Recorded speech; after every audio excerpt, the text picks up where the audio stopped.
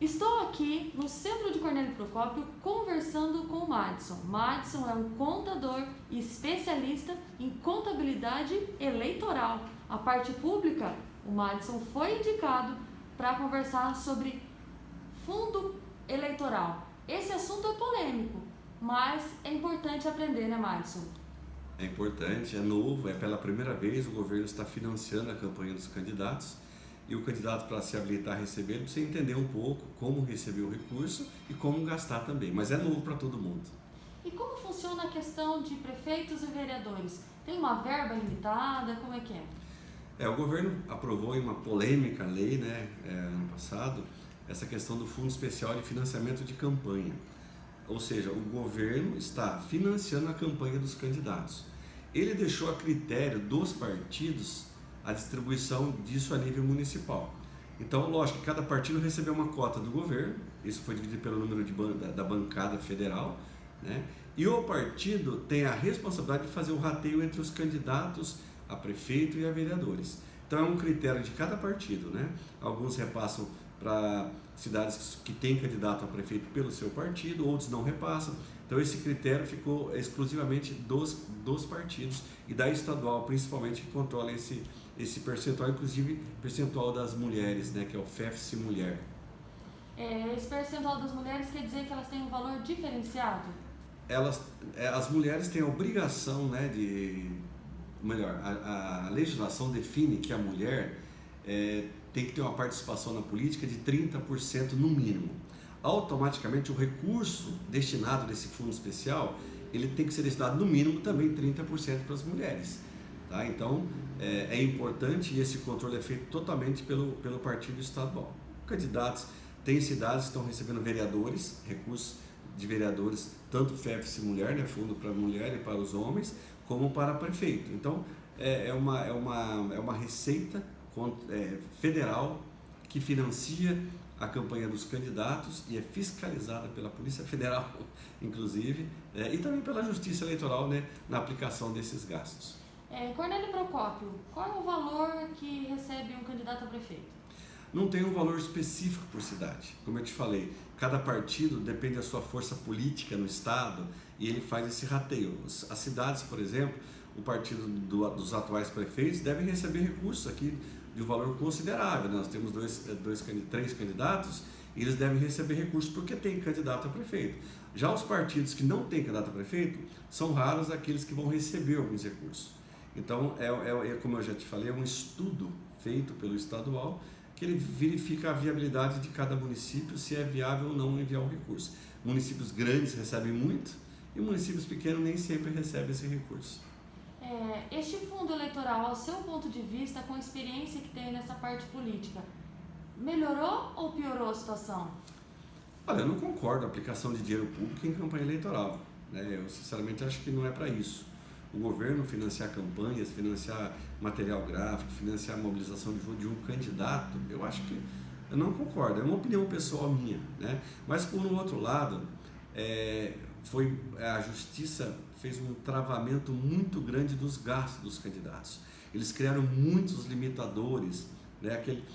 Por exemplo, e tem uma lei criada no passado, que foi inclusive culpa do Dória, governador de São Paulo, que ele injetou na sua própria campanha 5 milhões do seu próprio dinheiro na sua própria campanha. Então criou-se uma lei nova com um artigo limitando que o candidato não pode fazer isso. O candidato não pode colocar dinheiro no seu bolso total do gasto possível na campanha. Ele limitou a 10%. Por exemplo, Cornélio Procópio, um limite de um gasto de um vereador, por exemplo, que é 20 mil no total, o vereador só pode colocar do bolso R$2.000. Isso aí deu igualdade de condições. Então, se você tem dinheiro, você não vai poder aplicar na campanha. Por esse lado é importante, tá? E use o recurso do fundo especial, que é do governo, certo? Então, assim, igualou, mas eu acredito que não deveria o governo bancar essa questão eleitoral dos candidatos. É uma coisa particular de cada um. E, por exemplo, continua ainda valendo as doações para os candidatos? Continua, todo cidadão, pessoa física, né, pessoa jurídica é proibido, mas toda pessoa física ela pode fazer uma doação para o candidato de sua preferência, até 10% do que a pessoa ganhou no ano anterior, né? Uma pessoa, um aposentado, um professor ganhou R$50.000, ele pode aplicar no candidato da sua preferência 10% desse valor, ou seja, R$ 5.000.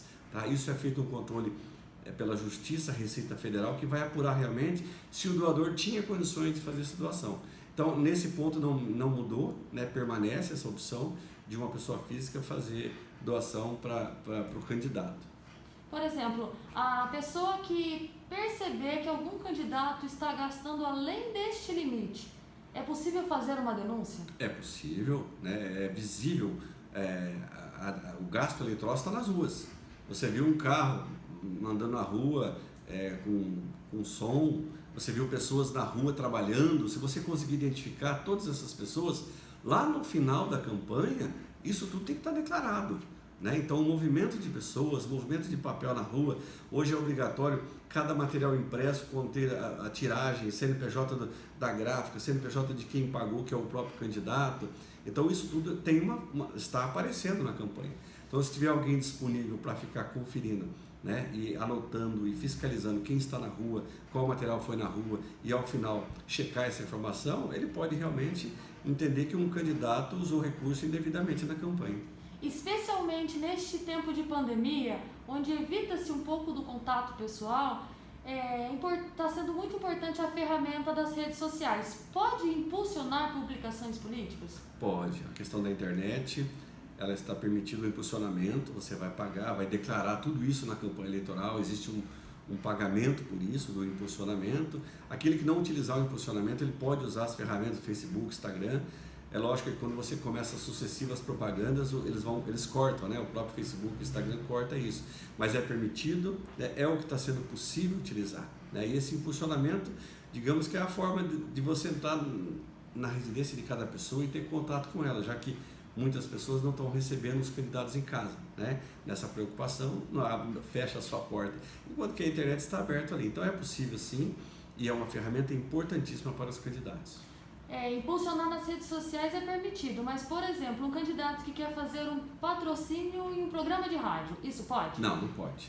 É proibido propaganda em rádio, eleitoral. É proibido propaganda eleitoral em TVs, em blogs, onde você paga a divulgação. Tudo isso a legislação proibiu realmente. O que ela permitiu somente essas redes sociais e o impulsionamento aí do Facebook, Instagram, aquilo que for possível. Nos rádios e na TV, somente propaganda eleitoral gratuita. Gratuita. Né? Não é permitido nenhum tipo de propaganda paga para os candidatos. Isso assegura a igualdade de condições dos candidatos também. E mais uma questão, por que alguns candidatos têm um horário grande de propaganda eleitoral gratuita e outros apenas, talvez, alguns segundos? Isso é uma divisão feita pela participação dos partidos, né, nas suas respectivas candidaturas. Você tem um número maior de candidatos, você tem uma participação maior. Isso vem desde Brasília, dos deputados, a bancada federal, a bancada estadual. É feito um cálculo, eu não sei muito bem como funciona esse cálculo, mas é pelo número de bancada. Então, se você tem um número grande de bancada, né, de deputados, você tem um número maior de participação na política. Isso é levado também na hora de fazer o rateio das divisões aí eleitorais. Por isso que muitos candidatos fazem coligação.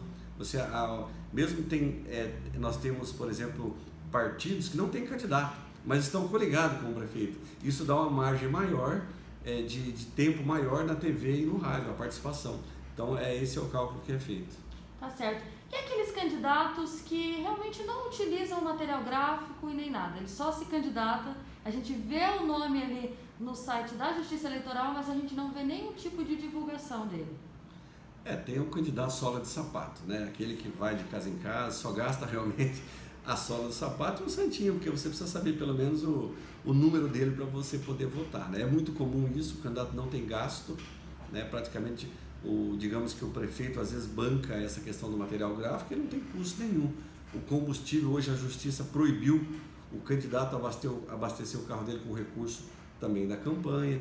Então, ou seja, limitou os gastos. Então, aquele candidato que tem uma participação popular no seu bairro, né, na sua entidade, esse vai ter grande chance, porque já que gasto está praticamente proibido gastar em quase tudo, né, em quase todas as áreas da parte eleitoral, então aquele candidato que realmente tem um bom relacionamento na sua vizinhança, no seu trabalho, no seu bairro, esse vai ter grande chance.